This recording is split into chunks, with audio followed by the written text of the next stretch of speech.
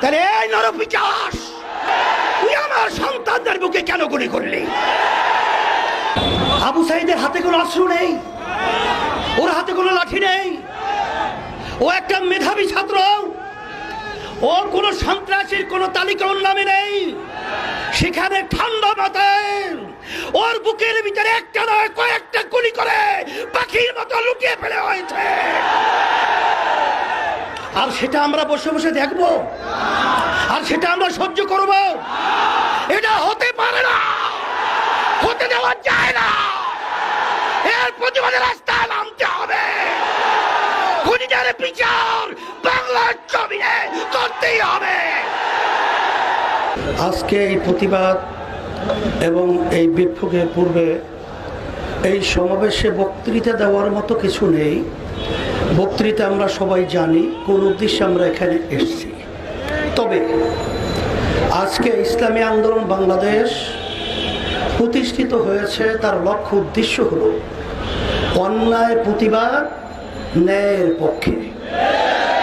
আজকে বাংলাদেশে যে তাণ্ডব চলেছে, যে হত্যাযজ্ঞ চলেছে, যে নৈরাজ্যতা চলেছে, যে অবিচার চলেছে, যে গুন্ডামি চলেছে, যে সন্ত্রাসী চলেছে, এবং আমার নিরীহ আমার ছেলেদেরকে যেভাবে নির্বিচারে পাখির মতো গুলি করে যেভাবে হত্যা করা হয়েছে, এটা দেখে কোনো সাধারণ যার ভিতরে একটু মানবতা রয়েছে কখনোই সে ঘরে ঘুমাতে পারে না। তারই অংশ হিসেবে আজকে আমরা রাজপথে এসেছি। আজকে আমার ছেলেদেরকে, আমার মেয়েদেরকে আজকে ওরা নির্বিচারে পাখির মতো গুলি করে হত্যা করবে।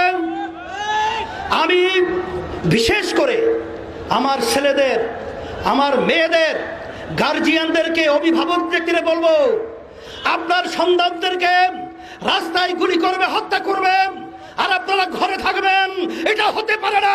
আপনারা আসেন, আমরা আমাদের সাথে আছি ইনশাআল্লাহ। সাথে সাথে আজকে কোন দেশে আমরা বসবাস করছি? আজকে আশ্চর্য, একটা ছেলে আবু সাইদ, আবু সাইদের হাতে কোনো অস্ত্র নেই, ওর হাতে কোনো লাঠি নেই, ও একটা মেধাবী ছাত্র, ও কোনো সন্ত্রাসীর কোনো তালিকা ওর নামে নেই। সেখানে ঠান্ডা মাথায় ওর বুকের ভিতরে একটা নয় কয়েকটা গুলি করে পাখির মতো লুকিয়ে ফেলে হয়েছে। আর সেটা আমরা বসে বসে দেখব, আর সেটা আমরা সহ্য করব? এটা হতে পারে না, হতে দেওয়া যায় না। এর প্রতিবাদে রাস্তায় নামতে হবে। খুনিদের বিচার বাংলার জমিনে করতেই হবে। শুধু তাই নয়, আজকে আওয়ামী লীগ স্বঘোষিত প্রধানমন্ত্রী, কারণ বাংলাদেশের জনগণের ভোটে তো সে প্রধানমন্ত্রী হয় নাই। আর এই সরকার তো বাংলাদেশের জনগণের ভোটে সরকার নির্বাচিত হয় নাই। আজকে তার থেকে সুন্দর মায়া কান্নার শব্দ শোনা যায়। কিন্তু আপনি এবং আপনার সেক্রেটারি জেনারেল দলীয়, তাদের বক্তব্যের কারণে আজকে এই হত্যাযজ্ঞ বাংলাদেশে ঘটেছে। আপনারাই আপনাদের সন্ত্রাসীদেরকে উচকিয়ে দিয়ে আমার নিরীহ ছাত্রদের উপরে, ছাত্রীদের উপরে গুলি করে, রান্না চালিয়ে, তাণ্ডব চালিয়ে বাংলার ইতিহাসকে কলঙ্কিত করেছে। শুধু তাই নয়, বাংলাদেশের ইতিহাস আজ পর্যন্ত ইউনিভার্সিটি সহ শিক্ষাঙ্গন কোনো ক্যাম্পাসে আজ পর্যন্ত কোনো সংবিধান নেই সেখানে পুলিশ প্রশাসন তারা নির্বিচারে ছাত্রদেরকে, ছাত্রীদেরকে মারবে। বাংলাদেশ এখন বাংলাদেশ নেই, এদেশটা এখন সন্ত্রাসীদের দেশ হয়ে গেছে। এখন আমরা দেশের ভিতরে বসবাস করার মতো উপযোগী কোনো রাষ্ট্র বলতেই এদেশে নেই। এখন আমরা কোথায় যাব? আজকে রাস্তায় নামলে, প্রতিবাদ করলে আজকে গুলি করা হয়, আজকে জেলে দেওয়া হয়, আজকে অঙ্গহানি করা হয়। এখন আমাদের দেশ ছেড়ে আমরা ভারত যাব? আমরা কি ইউরোপ এবং বিভিন্ন অন্যান্য দেশে আমরা নাগরিক হব? না, আমরা এই দেশের মাটিতে জন্মগ্রহণ করেছি, আমরা এই দেশের সন্তান, আমরা এই দেশেই থাকব। সন্ত্রাসীদেরকে বাংলার জমিন থেকে উৎখাত করে ছাড়বো ইনশাআল্লাহ। এই জন্যে আমি আজকে বক্তব্য বেশি লম্বা দেব না।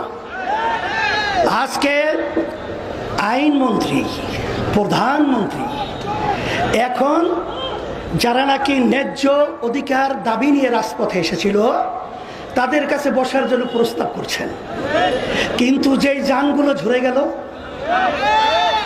যেই মায়ের কোল খালি হলো, যেই সন্তান আজকে মা এতিম হলো, আজকে মা সন্তান হারা হলো, সেই সন্তানদের কি বিচার হবে?